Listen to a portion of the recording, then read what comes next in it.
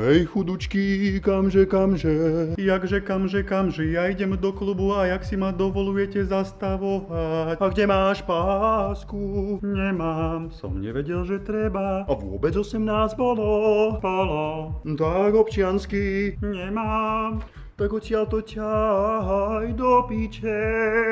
Wow. Ale poznám jeden spôsob, ako môžeme mať spoločnú reč. Nepoznám.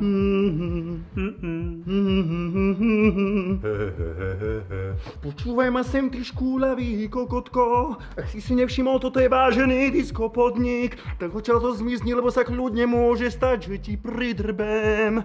Ty si asi neuvedomuješ, kto je môj otec. Kto?